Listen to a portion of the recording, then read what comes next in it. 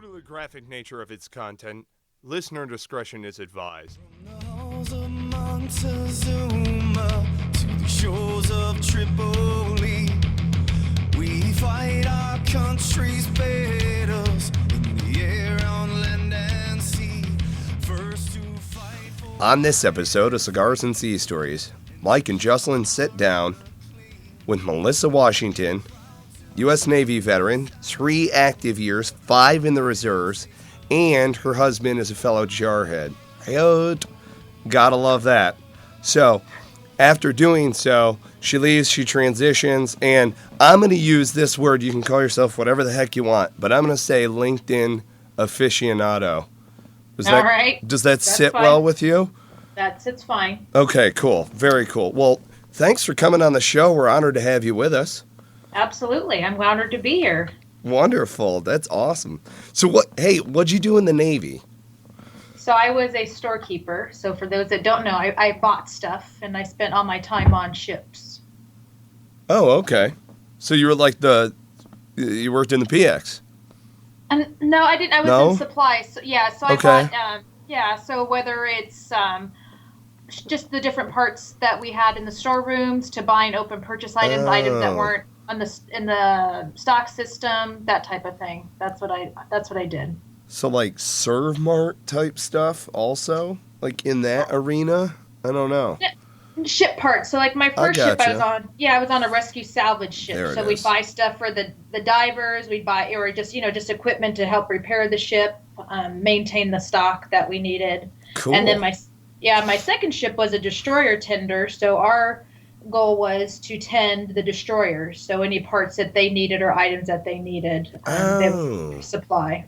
I was wondered how I would that assume worked. that a lot of those are special order items because I can't imagine they keep very much stock on those. Is that what you would go through, is trying to work with different vendors to manufacture certain parts? Yeah, so on the second ship, that's what I did. It was more open purchase. But everybody became my best friend around the fiscal year because we'd have extra money. So everybody would want boots and jump bags and Leatherman. So those are things we would end up buying with extra money. So everybody became my best friend then. There it is. Right. Yep. Out of the woodwork they come, right? Yes, absolutely, absolutely. Oh, God. Yeah, I always wondered how they repaired ships at sea. If, like, if you're underway or something like that, how they maintain the fleet while they're out and about, That's Yeah, cool. so that's the second one. That's what we did, and we spent when we were in Operation Restore Hope in Somalia. I spent over 30 days off the coast of Somalia, and we were there to support the destroyers that also had the Marines on there during that whole time. Nice. All right. Heck yeah. So you did 3 active and then 5 in the reserves. Where'd you do the reserve component? In San Diego. So I had an interesting situation. So I had met this Marine my A school right after boot camp, and we kind of went our separate ways, and we reconnected. And Clinton was downsizing the military, and I said, you know what, I want out because I knew I was going to marry a lifer, and so I got out. And 30 days later, I became a Marine Corps wife, and Wow. been married 21 years now. Oh, that's great. Congratulations. 21 Yes. years is a feat. Yes, well, I mean, if we subtract all of his deployments, detachments, and all that stuff, it's probably a little less, but we're still married. Right. Well, I mean, that's arguably the hardest part. So, I mean, that's when Yeah. you're the most married. Wow. You know what I mean? Oh, absolutely. One and Wow. two, having served in the military, you have a different perspective than other wives that haven't served. I mean, you have a better Right. understanding of what they're going through, and why they have to be ready to go, and why they have to stay so long, and why it gets extended, and all the other stuff, and why they can't talk to you for sometimes weeks. Mhm. So Yeah. it's a lot. I mean, I was pretty much a wife mainly during the 90s because that's when I served. So it wasn't like communication is now. I mean, he would write me letters with numbers on them, and then hoping I would get them in order, kind of thing. Oh, So, yeah. yeah. Yep. There was. I know exactly what you mean. Yes. Yeah. So little different time then. That's so It's great. actually a smart system to keep them in order and keep context. Oh, Oh, yeah. absolutely, absolutely. And just when I was deployed, this is when there were still VHS tapes, And my dad would record all my children, the soap opera, for us. And he would have to like number them. And it wasn't just the women, it was the men. So like everybody like, okay, when I got the package, like, okay, do you have the tapes in there? And we would, plug it in, and men and women, everybody get excited so we can watch the soaps. Oh my God. Nice. Dude. Well, For us, it was like we the did OC. the same thing. The OC. Oh, One sorry. Tree Hill, someone was watching over there, and Oh, yeah, there you go. Gilmore Girls. Snipers. Okay. Snipers were into Gilmore Girls. See, but the thing, you wouldn't even think, right? You No. know? So, Well, I don't know. I mean, the Gilmore Girls are pretty good looking. I mean, I'm just throwing it out there. Well, anything's probably good looking when you're over there. Oh, God, yes. Oh, my Lord. Wow. Yeah. Oh, yep. Stuck in the desert with a bunch of sweaty dudes. Good idea, Mike. That was bang up. You decided that shit when you were 17, huh, moron? God. What were you thinking? Ugh. So we're all ground pounders. What's your Marine do? So when he first joined, he was in tanks and then was in the first Gulf War, but then they closed that MOS. So he went back to school, which was a good thing because that's where I met him. And he got into aviation maintenance administration. And so he did that and was stationed at El Toro before they closed it down here in California. And then got stationed over at Miramar and was with the F-18 squadron and did a couple of deployments on the Constellation. Oh, cool. There, and then he wanted to be a recruiter, so then went on recruiting duty for a few years. That was one of the worst duties. Yeah. Recruiting duty. I mean, it's hard. Yeah, especially recruiting in Los Angeles. So, Oh, God. Yeah. Yeah.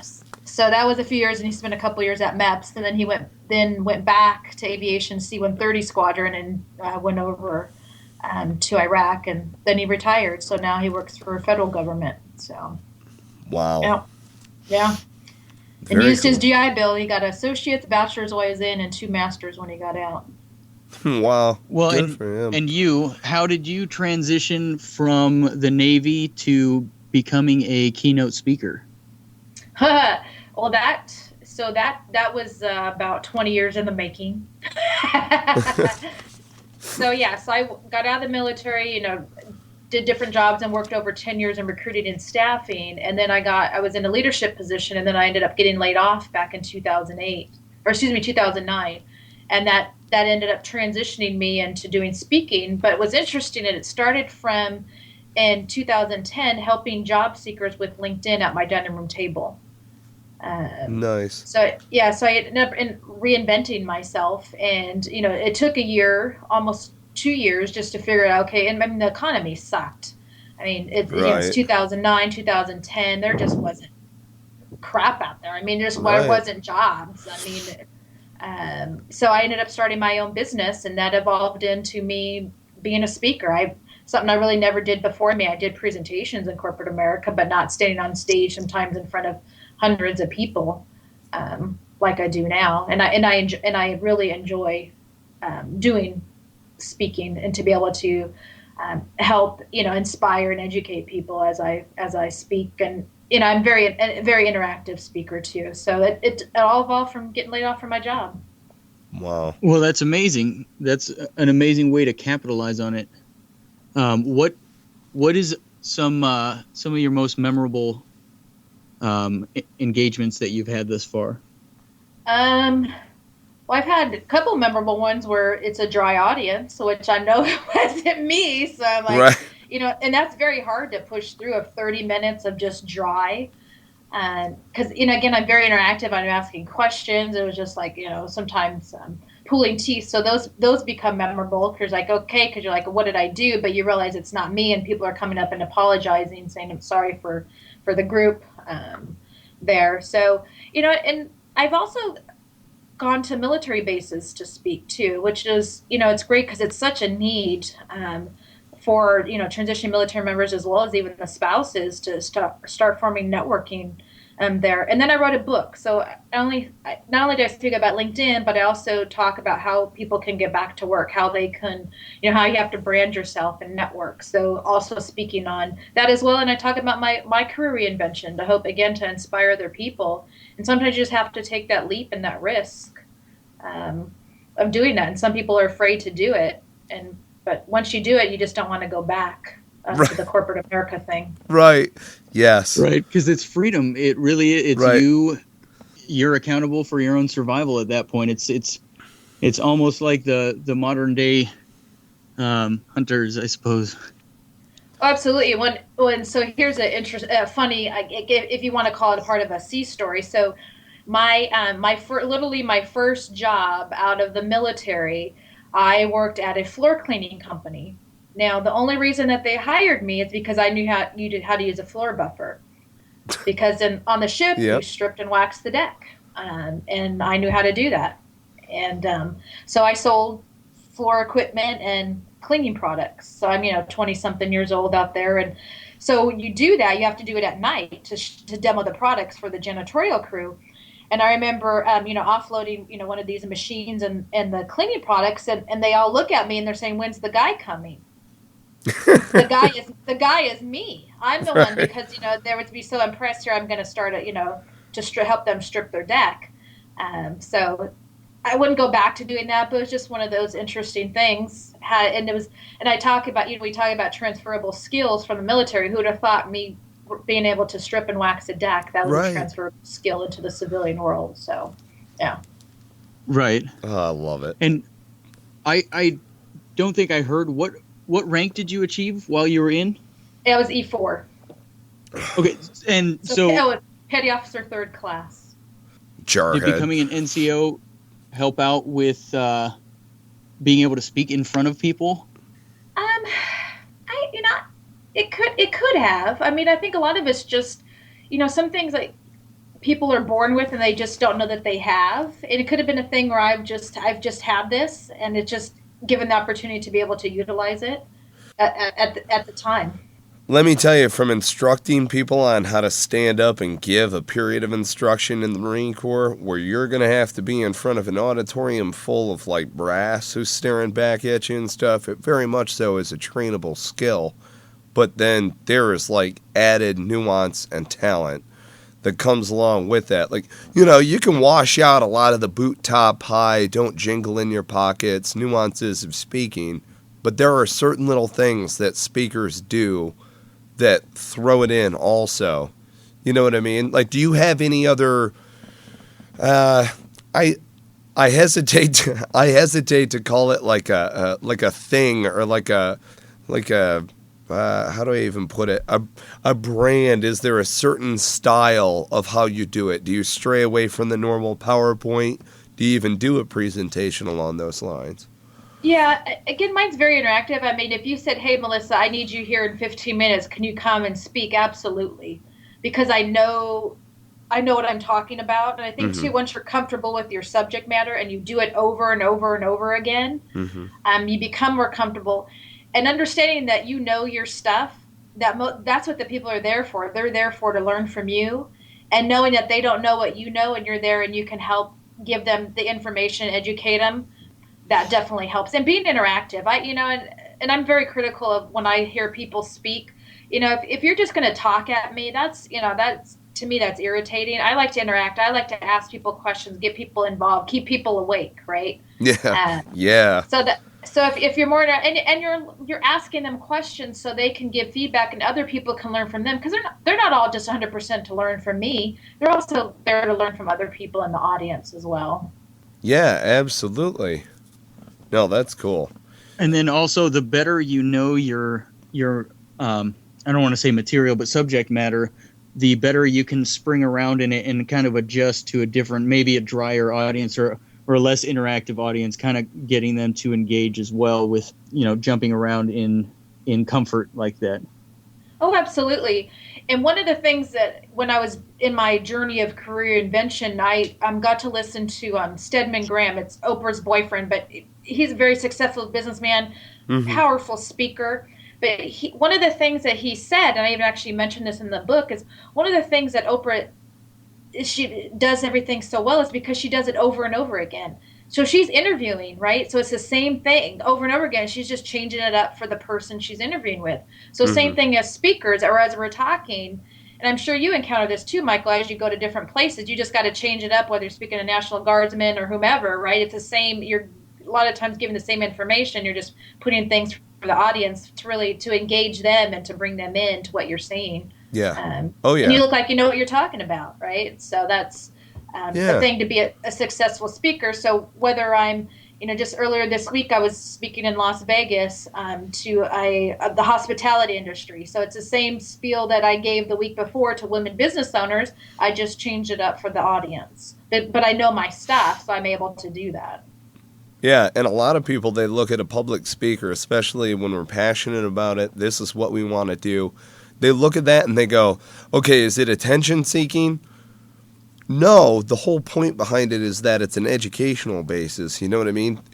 I don't know about you, but my biggest high that I love getting when I'm going out there is seeing that eyebrow raise moment where the light bulb just went bam. Yep. And you're like, ding, learning has occurred. Yes. Oh, absolutely. Or they're shuffling in their bag to get a piece of paper out because there's something that you said. They're like, okay, I got to write this down. So, yes. Those are those. And interesting, I'll get every now and then I'll get someone who comes up to me after and says, hey, I thought I knew all of it. And then they actually said, I learned something today. So. Oh, that's great. It's so good getting that feedback. Absolutely. It's absolutely. Like if I can give a marksmanship analogy, when you shoot steel, the most satisfying thing when you're 800 meters away, pow, whing, and you're like, yes. And so that I don't know, it's a tone to that. I know that might sound strange, but that's the reason why I kind of hold the two of the same measure is because I was a marksmanship instructor when I really learned how to do public speaking. So it just carries over very nicely for me. But it's fantastic. So I have a question. When coming up with your material, so to speak, how much of it is based on audience feedback and how much of it is based on your creativity and what you are trying to say? And then also based on your research and whatnot. So, with LinkedIn, I've been on LinkedIn for 11 years. LinkedIn's been around for 12 years. And I've used it in every capacity. So a lot of it's just sharing my experience too. But then, again, having that interactivity, a lot of times their questions steer where I go. And I try not to go down the rabbit hole too, because, sometimes people want to go there and I don't want to go there. But just trying to focus on tidbits that they can take back, when I'm speaking. Because what I do is that, I speak at conferences, but I also go into companies and help train their sales, marketing, and human resources and their social media team on how to use LinkedIn. Mm-hmm. And then I do one-on-one. So a lot of it, again, it just depends upon that group and what they really want. And I like to be hands-on. I like to actually be in the platform and show people when we're doing workshops. I really don't do that on presentations. But when we're in workshops, it's hands-on when we're in there. Nice. So by interactive and by hands-on, do you mean they have their laptops in front of them and you're going through the different profile? Okay. Yep. I'm saying click here, do this. We don't have time for this, but later today or whenever you have chance, this is your homework. Go ahead, and add this. That's when you're scribbling in the notepad. You're like, okay. Yeah. Because LinkedIn can be cumbersome. I know how to use it. Yeah. It even, but for a lot of people it is. It's hard to hey, what's this section or how do I use this or, I didn't even know about that. And I'll share a lot of really good tips with people. And again, it's a fantastic platform. And a lot of people think, I don't need to be on there because I'm not looking for a job. Well, only a little over 30% of people are actually on LinkedIn to look for jobs. The rest are using it to, network and research. So. Yeah. Yeah, if you don't exist on LinkedIn, I'm pretty sure you don't exist to some measure, right? Well, you don't because you build an online brand because your LinkedIn profile is searchable off of LinkedIn. So you don't have to have a LinkedIn account or be logged on to look at people's profiles. You can just search them on Google. So you build an online presence once you're on there. Right. Such a great tool. It really is. Oh, it's fantastic, and it's just how you use it, and you're building your brand. So it's, whatever people are posting, that's part of their brand. So what you see when I post is mostly social media, LinkedIn, veterans, women veterans, just things that are part of my brand and my passion, and that I enjoy doing. All right, so I got a LinkedIn question for you from a user standpoint. What do you think is a safe approach as far as, I want to network with this individual? Yes, it's a presentation, let's say a pitch. I won't go so far as to say sales-wise, but I would like to interact with you. I would like to become partnered with you. I would like to gain sponsorship with you. How would you approach, utilizing that tool? So, and actually I have most recent experience doing that because I'm in the process of doing some of that. Leverage the people you know. So you look at their profile, and if they're a second-degree connection, that's like cha-ching, because there's somebody that they know, and leverage that person to introduce you to them. So it's okay. So it's getting the introductory email through a second-degree connection. Yeah, and you don't have to use. Yeah, and if you can use a LinkedIn platform, you can message that person, or you can just go outside of LinkedIn and email or call or however you wanted to do that. But you don't have to use that. But if you have 3 or 4 people that are connected to that person, that's even better, because you'll leverage the stronger person that one will get back to you, and that'll do the follow-up. Yeah. No, that's good advice. Melissa Washington, on top of it. Yeah. Hey, yeah, I use it. So yeah. Before you go any further with Melissa Washington here, can you give us your website again? Yep, melissawashington.com. Hey, look at that. Yeah, and I guarantee if you Google me, I'm all over that page. There you go. Took a couple years, but I'm there. The SEO is in full organic. swing. Yeah. Oh, that's great. Hey, what do you think about the most recent update on the LinkedIn app? I'm getting used to it, but I really like it because they're putting everything in one. And that was just like last week that they did the whole update on the app. Yeah. And it's a lot more functional, because their app before, they did some updates here and there, but this has been the best one. And I also like, too, that I'm not sure if you know, but LinkedIn has other what are called standalone apps.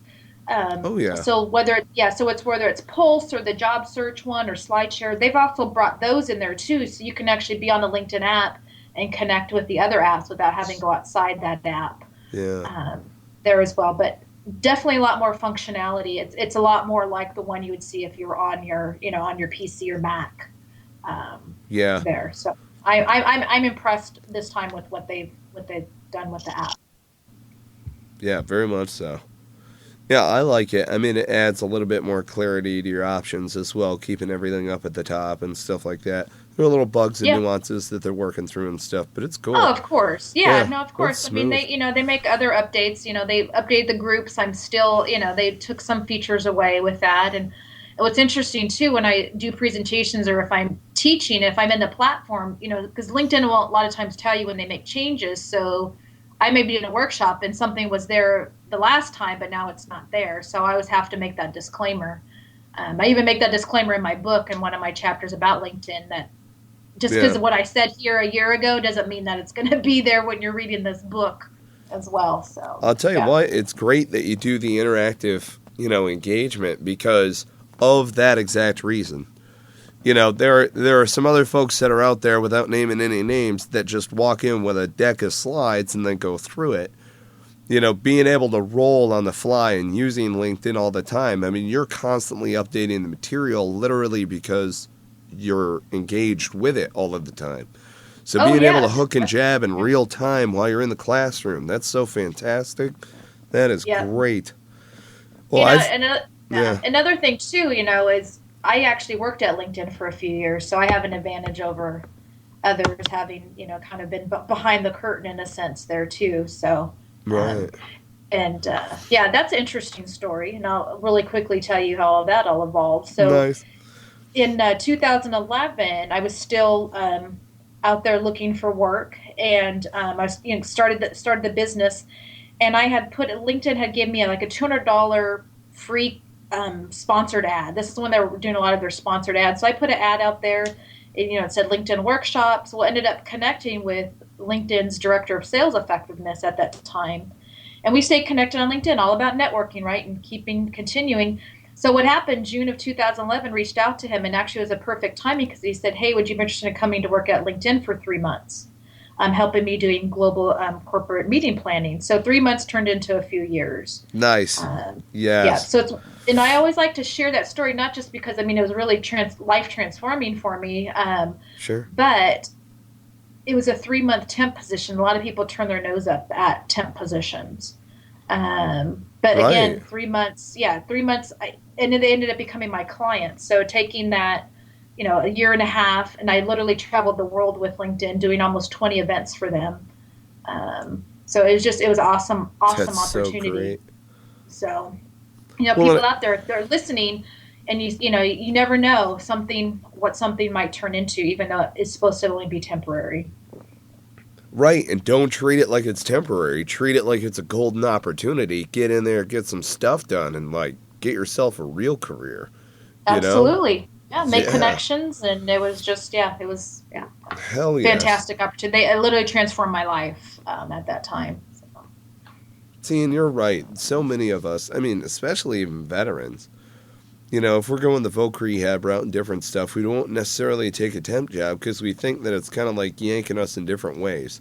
We're going to get a temp job here, then a temp job there, then whoa, hold on. You're seeking where you want to go.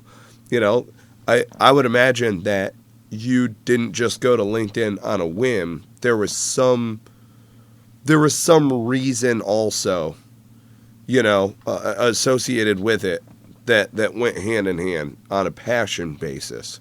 Absolutely. Yeah. Absolutely. Well, a lot of times, people think of a temp job as like a receptionist or, Right. This was a very high paying per hour job, and I was planning their sales kickoffs and their presidential clubs and their sales training. So it wasn't like, you think of a temp job. And more companies, that's what they do. They hire you on a quote unquote temporary basis, and then a lot of times end up hiring you on as a full-time employee. So it's just giving you and them the opportunity. For me, it was just LinkedIn was just growing so much at that time. They just couldn't hire people quick enough full-time. So taking that position more as a contractor temp worked out perfect for me. Yeah, it's weird how those little flowers. One of our friends, Daryl Fusaro, a fellow veteran, he was out of the Coast Guard. He was getting paid $10 an hour to paint light bulbs. And he was like, that's exactly what I need to live on. That's it.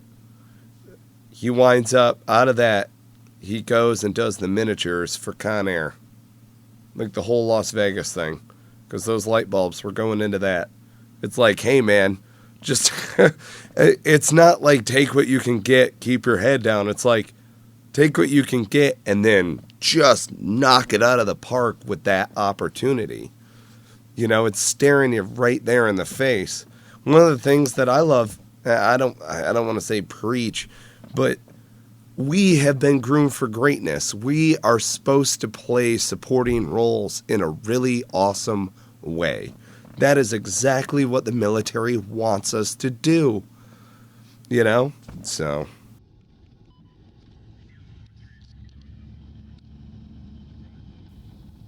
Cigars and Sea Stories is proud to support and sling Counter-Strike coffee.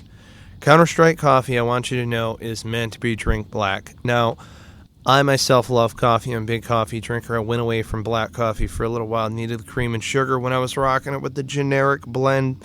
Counter-Strike coffee brought me back into the fold in a huge, huge way. They do a great dark roast. I'm a big fan of napalm. That's my fave. Smooth operator is good, though. It can go with cakes and pies, and I got a bit of a sweet tooth. I know a couple of us do, And then also Firewatch. Firewatch, that's going to be the kick in the ass that you need in order to get your day going the right way. You know what I'm saying? If you haven't already done so, check out counterstrikecoffee.com. Use promo code Cigars and Sea. You will get 10% off. Again, that's counterstrikecoffee.com. Use promo code Cigars and Sea to get yourself 10% off. We were talking about LinkedIn and your workshops and about, I thought I knew everything about LinkedIn. Lo and behold, I learned more things, but we're also discussing how you go through the process of like practical application there in a workshop. Yep. So if you could elaborate or expound on that, because I am extremely interested in taking your course. I want you to know that. I think I know a lot about LinkedIn, and I know for a fact you are going to teach me something new. Absolutely. Oh, of course. Like, I guarantee it. Yeah, I guarantee you I'll give you your money back. Wonderful. So how do you actually go through it? I mean, without going through it, obviously. Well, yeah. So if we, whether it's a workshop environment or one-on-one, those are very similar because it's very hands-on. Walking through. So pretty much we start with the 101 process, and that's going through your profile from head to toe. So we're just walking through every little section that's on the profile and the different importance of, having your photo and having the keywords. And there's just all kinds of other fields that you want to make sure that are completed on the profile. Mm-hmm. So that's where we start. And that's that could be a good, dependent upon, that could be 30 minutes, 45 minutes going through that. But a lot of it, too, is giving you homework on there because maybe you need to work on your summary. Okay, and the summary should be in the first person. There should be keywords. There should be other things that are on your summary. So that's something that you can work on, offline after we get off, whether you're in the workshop with others or the one-on-one. Mm-hmm. No, that's great. Fantastic. So, yeah. So that's, so if you think of LinkedIn, and the way I always like to share it too is don't think of it just as social media, social networking. Think of it as your online brand. Because your profile can be found online if somebody doesn't even have a LinkedIn account or not even logged on to LinkedIn. So you're out there online, and what does that brand look like? That's so crucial today for all of us to have an online presence, a professional online presence. So some people have online presence, but it may not be professional. Right. No, that you make a good point, and we were kind of talking about that before. Like if you're not on LinkedIn, you don't exist to whatever extent, at least within a professional realm. And to be able to, I enjoy using LinkedIn for collaboration. Yep. As odd as that may sound to some people, and it's not the messenger per se, so much as it is, look, these are the different, if you're mapping out, let's say, for instance, a sales call or something, go to LinkedIn, learn the people that you're going to go and meet with. It's just good business, right? Oh, absolutely. And it's, another way, another thing to look at LinkedIn too is I call LinkedIn the online networking, and then you have the offline networking piece. That's where you're meeting the people face to face individually. And being on LinkedIn, it's the same thing. You're just not with them face to face. So of course you want to do your research before you would go meet them face to face or research them online. In LinkedIn, they just launched their new app last week, so it's another great resource too. So if you're getting ready to meet that person, so I'll tell you, anybody that sends me an email or I ever meet, I always go and check them out on LinkedIn. Every single person, and it also helps too if they have a photo, especially if you're going to go meet them. So you know what they look like if you're going to meet them at a store, Starbucks, or coffee, or whatever you're going to meet them. So you want to know what they look like, and it's helpful to have your photo. Absolutely. No, it's great. A lot of people think, well, not a lot of people. I have heard some people call it a professional virtual dating service of sorts. I wouldn't look. I don't look at it that way. I don't look at it necessarily that way either, but that is it almost feels as though I'm kind of stalking this person. And it's like, no, that's why we've created these profiles, in order to exhibit a professional, demeanor. Go through, check it out. That's why we created it. Absolutely. And you're still networking. We've been networking for hundreds of years, right? It's all about building relationships with people. And this is just a cool tool that you can add for your networking and continue to stay in touch with people and get to that decision maker a lot quicker than you could before. You don't have to worry about having, a Rolodex of business cards on your desk anymore. Everything is online and at your fingertips 24 hours a day. Sure. So I get excited about that's it. Also That's an awesome. Interesting dynamic change that we have as culture, in that we're we're going to a much more digital space. And so a lot of the things that would normally take us a while to accomplish are now getting done very quickly.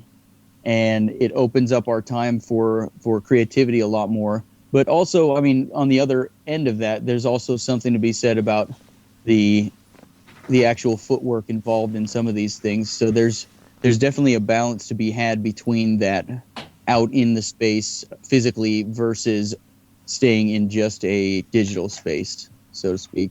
Oh, absolutely. And another thing too with LinkedIn, I mean, especially, we talk about transitioning military members and, and even spouses too, how critical it is for them to be in there because, if they're looking for work, they need to be on there because you have recruiters. So 80% of jobs are never posted. So what does that mean for somebody transitioning out of the military? Yeah, that, they've got the resume on Monster or whatever, but if recruiters don't post the jobs, how are they going to find the person? Mm-hmm. Yeah. You got to be on LinkedIn. And how are they going to find you? They're going to utilize keywords. They're going to find out who you know that they know. They're going to utilize groups. I mean, there's all these different things, and you got to be there. You got to be there for people to find you, and whether it's to do business with, not just the jobs. That's to do business with as well. Now, do you view it from an employer standpoint? Do you view it as a how do I put it? A positive thing, I guess you could say, by throwing out there like blog posts and different things. I mean, does that set a framework to who the person is as well? You know what I mean? How you've got absolutely, yeah. It's curating in a sense your online brand, but it's also building your presence and your brand. And just to take a step back, is we all have our own brand. Believe it or not, everybody has a brand. When I teach about what is your brand, a lot of people, you're thinking of corporations or companies that have brands, but each individual has a brand.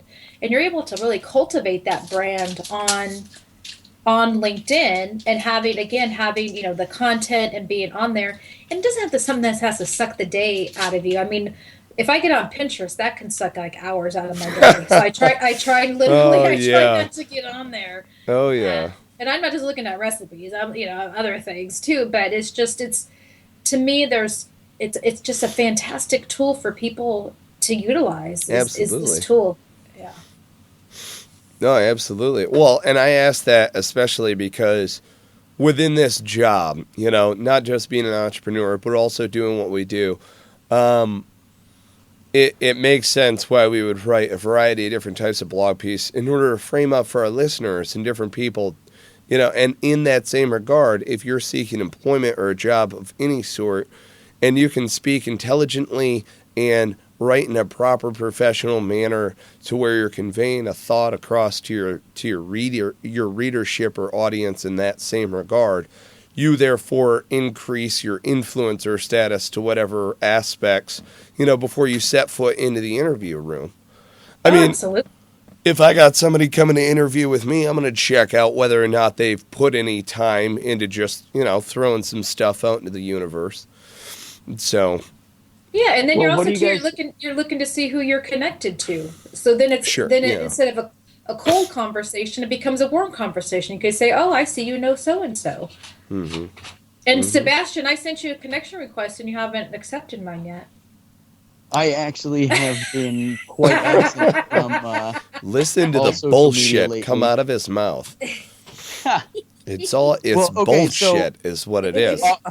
I want to make one point to the statement where the term of brand and where it comes from as a piping hot, piece of metal that's put on the arse of a, steer or what have you. And where I'm going with this is it is yours to stamp proudly and confidently on your work before going off into the netherverse, wherever that may be. So when I think of brand, it's not just Coca-Cola or whatever. You can name a bazillion brands, but it's putting your stamp, your mark, on what you're doing. And that has a different effect. It's planting your flag, in my opinion. All right, so that brings me actually back to the kind of counterpoint I was going to make and see what your guys' opinion was on it. Because there is something to be said about people being able to game the game, so to speak, and have these professionally done profiles on any number of social media outlets, and kind of that ends up misrepresenting the person. I mean, they're represented really well, and then you meet them, and then there's kind of a disconnect there. So, well, I think that happens. Yeah, I think that happens with anything. I mean, I'm sure you guys come across people too. Like, you'll go to a business website, and their website sucks. I'm like, oh my, I don't want to do business with this person. And then you meet them, and you find out what great products they just need a new web designer. I think it's it's the same thing. Or you have this great resume, and then you meet them. So it's one of those things too, where and I've come across that too, Sebastian, where I've come across people with these like phenomenal profiles, like, wow, they really got their shit together, and then you meet them, and you're like, oh, okay, so. Is that what happened with me? You were like, oh, Mike's really got his shit together, and then you get on the hook, and you're like, oh, my God, just another goddamn charhead. Yep, knew it. And Michael, you brought up a great point, too, about the branding piece. Yeah. It's because, in my book, because the book that I wrote, in one of the chapters I talk about how people so self-identify with their job titles. They used to, and that's more just of the baby boomers, but that's changing now, because that's not who we are. If you're an accountant, I mean, yeah, but there's so much more to you and so much more to your brand than that. It's always interesting when people introduce themselves, because a lot of times, people that have been stuck in, positions for a long time, that's who they are, but they're not. And then once you get, once you get into entrepreneurship, you don't introduce yourself as usually a job title, right? It's just whatever you're doing. And I think too, if people can shift to more of an entrepreneurial mindset, for even those that just work the 9 to 5, I feel they'll be just, I think, a lot more confidence too. Or people just say, "Oh, I'm just an accountant," or you're more than just an accountant, or I was an infantryman. Okay, well, it's more than that too. Too, especially as people are transitioning out of the military, they get so stuck on whatever their MOS was that there's more to them than that. They probably have passions and things that they're really good at, and those are things too that you need to make sure that you have on your LinkedIn profile. Not just, and I just bring up infantry, but I mean, it's just whatever your specific, your MOS was there, and make sure you expand upon that. Yeah. No, that's really good advice. I've seen 2 big no-nos. One, I think, was just a guy being belligerent, but he honestly put his kill count on a resume. The other was, it was his MO. It was like nomenclature. You know what I mean? It was very, very, very ultra-militaristic. Just in going to that extreme. 0341 Mortarman. You're like, so like you laid bricks, or I don't know what that means. Right. You know what I mean? So yeah, there are different models out there also as far as resume writing and stuff like that. There are even services for veterans where they'll write your resume for you. But you're right, though, when they get into the interview chair, that is where it makes or breaks it, obviously, right? You're sitting there. You've got to live up to the perception that you're putting out there, which it's better to have genuine self going forward into it, but hold your cards close to your vest, ensure that you're, professional, whatever. But to the extent of be polite, be professional, and then if you're a grunt, have a plan to kill everyone in the room. But that's just in case shit goes south. You know what I mean? Hopefully there's no metal detector before you go in. But yeah, that'll be good. Right, exactly.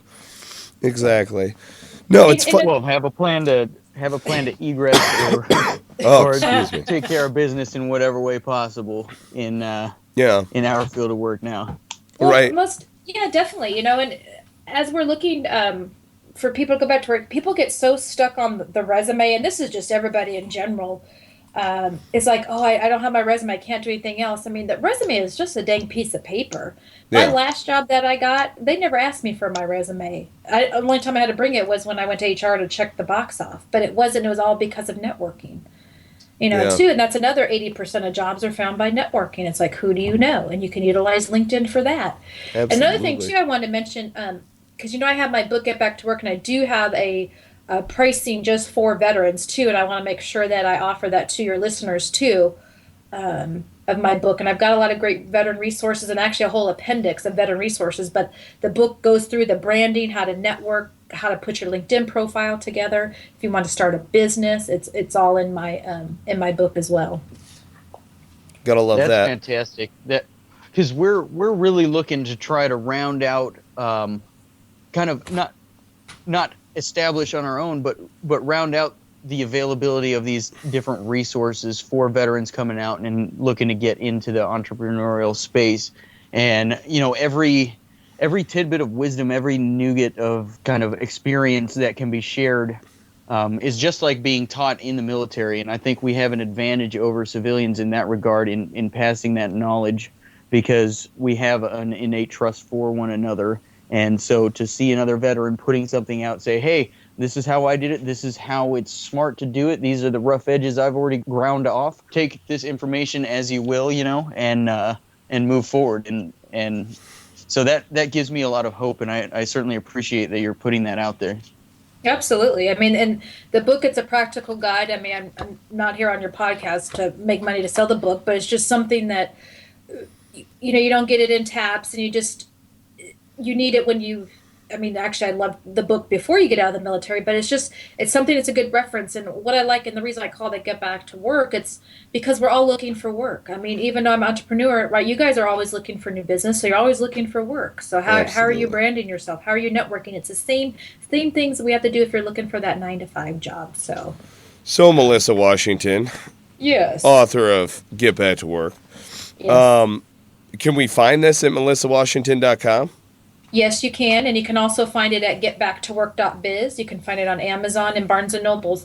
But don't go on Amazon and Barnes & Nobles, because you won't get the special deal that I have that's on my website. And if you get it from my website, I'll also autograph it for you, too. Yes. Ooh, very nice. There you go. Listeners, you heard it here first. Well, not first, but you heard it here at a point in time whenever you're listening to it. Absolutely. But before I know we don't have much time left on the call, is I must give a plug for the Women Veterans Alliance, the Women Veterans group I started. Yeah. Tell us more about these initiatives, please. Yes, I know. And that's the thing too, about an entrepreneur, right? We have all these things that we're passionate about, and where we have purpose. And so I started this networking group back in past January of 2015. And it was just a few of us, and it's now expanded to the largest women veterans networking group in California, and probably in other states. I just know in California, because I know there's no other group like us here. And we're continuing to expand to help empower women that have served in the military and that are currently serving. We are very underserved, very unrecognized. A lot of women don't even recognize themselves as veterans. So we're honestly doing something to change that, taking a grassroots approach. I was just going to ask if you were going to start chapters in other states. Yes. So currently I have one chapter. By February we'll have 5. I also have women that have expressed interest in other states to start chapters with it. So with our group, we meet, it's 8 times a year. So it's once a month we meet, except for every quarter. Because what I found in the beginning was a lot of non-veterans and men veterans wanted to come to our group. But the women, we just felt it just wasn't the appropriate environment, and it's just the camaraderie that we have when we get together.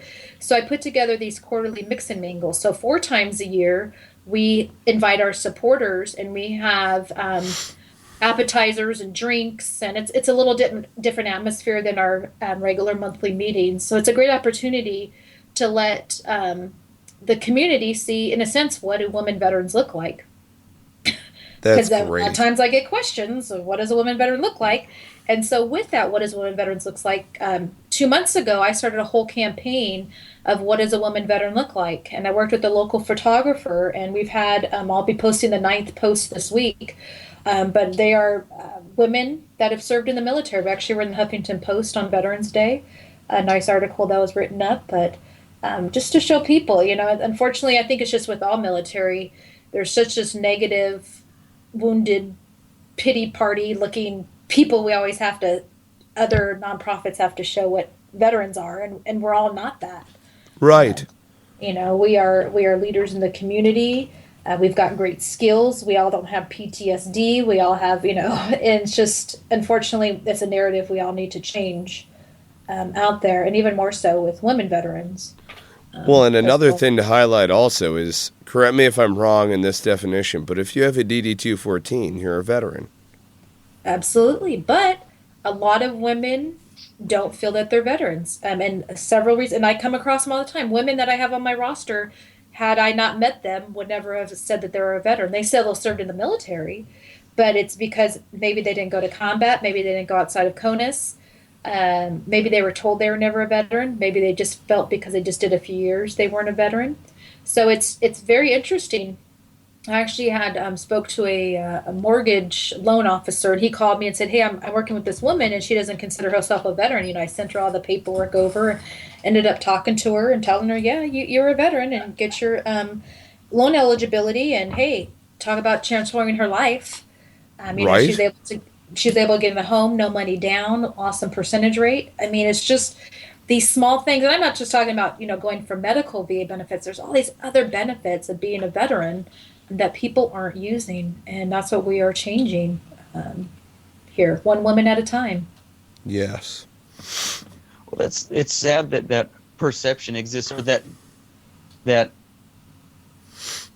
because I've been in situations where I've been walking with a female veteran that's served longer than I have, and because I have a noticeable hair, I keep my hair short. You're still high and tight? It's not high and tight anymore. It's a medium rag at best. There it is. Uh-huh. But and because of that, somehow someone will come out at left field and say, "Hey, thank you for your service." It's like, "Hey, well, this is a veteran too." I would much rather, in all honesty, not be approached like that, because it makes me uncomfortable in some way. I still haven't identified why, but it does. But well, it's a skewed perception, yeah. Well, yeah, it is something we just need to change just the perception just of women. We need to change the perception of all post-9/11 vets aren't all PTSD disabled. I mean, it's just this whole, and unfortunately, it's just the way that the media too plays on that as well. Oh, of course. And then too, most of the time, women veterans we don't wear it. But I'm changing that. We've got Women Veteran Alliance hats, shirts. We got sweatshirts. So I always make sure that I have something on. And of course, people still ask me, "Oh, you're a veteran?" Yes, I am. What's interesting, my dad's like the poster child of the combat Vietnam vet with his hat on and his pins on.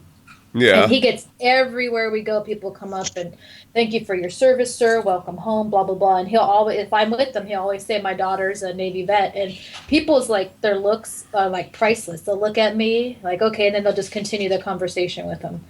It's very interesting. People's perception. So, but we need just something we all have to. But if we all come together and help empower each other, not just the women, the men. Too, we're only 1% of the population, but we're a mighty 1%. Right. Oh yeah.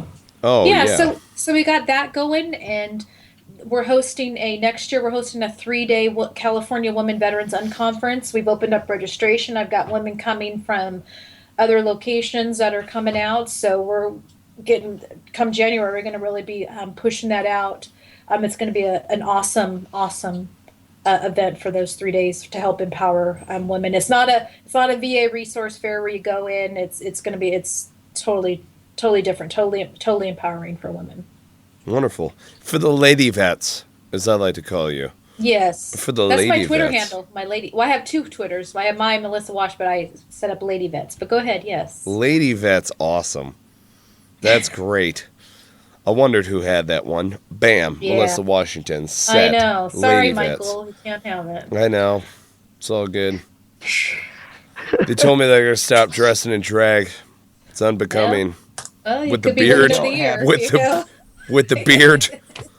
People just think it's a kilt. Like, no, this is a beautiful summer dress. I don't understand why you guys can't see this. Yeah. Yep. I'm a little buttercup. if my wife heard me say that right now, she would like smack me in the chest. You know what I'm talking about. You know, you're a Marine spouse. You know exactly. I know. Like, stop being weird. Stop being gross. That's what I hear, all the time. Stop being gross. I didn't even say anything. I can hear you thinking it. It's gross. Preemptive strikes at that point. Exactly. It's like getting arrested for resisting arrest and it being the only charge. Yep, there you go. It's weird how that happens. Yep. Ugh. I gotta say, it's cool having a lady vet on, especially a Navy lady vet on. So, which I think, yeah, Becky Watson and you are Navy lady vets who have been on the show. There you go. All right. I gotta connect you two. Yes. Go Navy. There you go. There you go. I'm a big fan. My ass rides in Navy equipment. I dig it. Well, you do. Remember, what does that seal say? Department of the... Right. Navy. The men's department. Yes. Yes. Dude, the best part about being part of the Navy is that we are a Marine Expeditionary Force, obviously, right?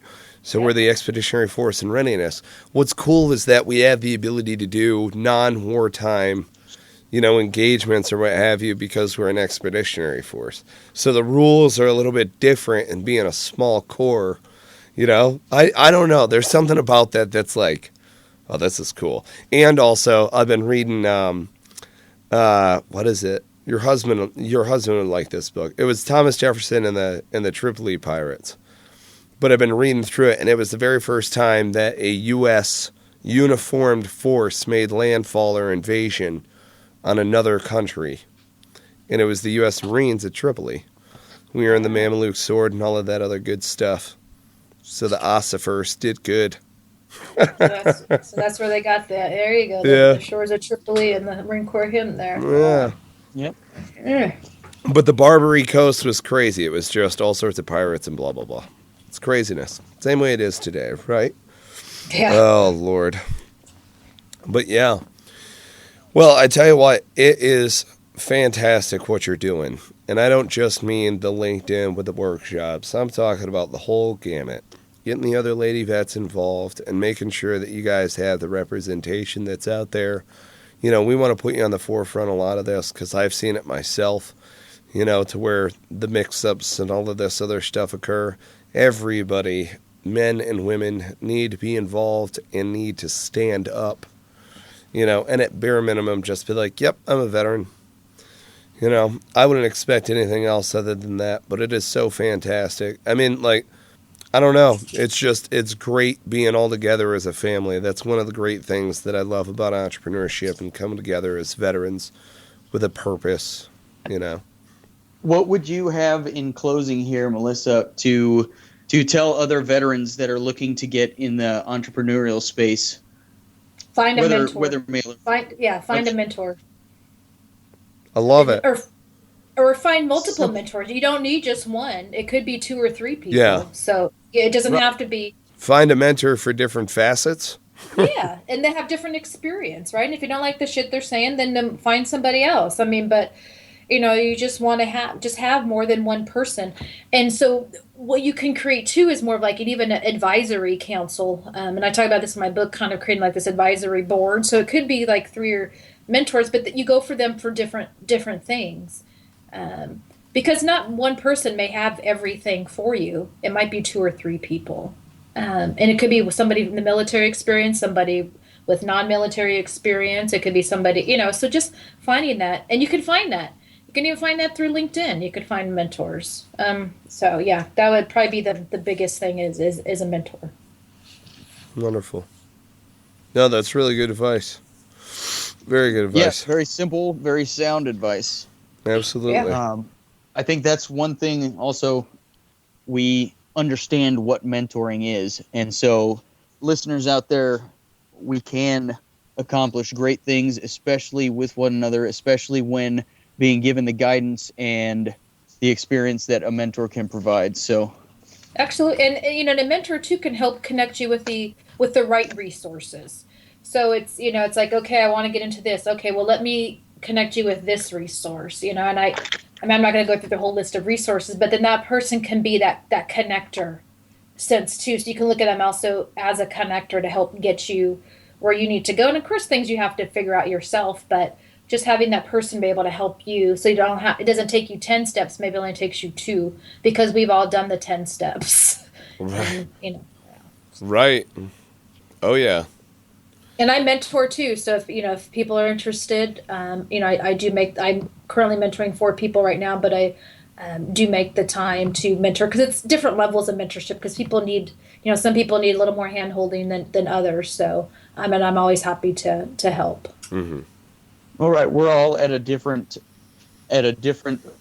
step in the path, so to speak, of our lives, and everybody has their own needs and capacities that we're all trying to expand on and understand ourselves throughout the process. So yeah, we're growing. 2 years ago, what I needed 2 years ago, or even a year ago, is different than what I need today, and that's good, because you're growing, and it's probably all for the same entrepreneurs. If you're growing, your needs are changing. Mm-hmm.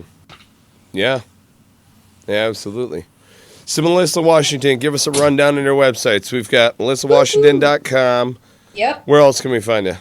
You could find me, getbacktowork.biz is my book site. womenveteransalliance.org is women veterans. But you can just Google me. I guarantee you I'll pop up on the first page. Cool. And I bet it took some time getting there, huh? It took some time, but I got there. It took, but something I learned. It took me probably a couple years. My LinkedIn profile, and that's another thing too. If you have a LinkedIn profile, at least the top 3 search results should be your LinkedIn profile. But mine's always been there, but it's just adding all the other stuff, the Twitter and the Facebook and all the other stuff up there. And where can we find you on Twitter? I'm Twitter Melissa Washing. And then I have my Lady Vets. I haven't done much with it, but I do have that. But I'm very active on Twitter. Wonderful. And if you want to pin, I'm on Pinterest. Gotta love that. Everybody loves Pinterest. I love Pinterest. My wife's always sending me the fat kid food. Gotta love it. It's a very, very cool website. So yeah, and if anyone's interested in the Unconference, the information's on our website, and it's all there. So I thank you both for your time, and this was awesome. I love just chatting, because the people are listening. They're gonna get definitely some good tidbits out of our conversation here today. Oh, even yes. I wasn't smoking a cigar, but yes. Well, I appreciate the efforts you're putting forth. Awesome. Keep adding value to the world, Melissa Washington. Hey, you guys too. No, it's all about teamwork. I'm looking forward to working with you guys. 2016 is going to be awesome. We're rocking. Right on. Yes. Cool. All right. Take care, guys. Same to you. Hey, Juslin, cue the music, brother.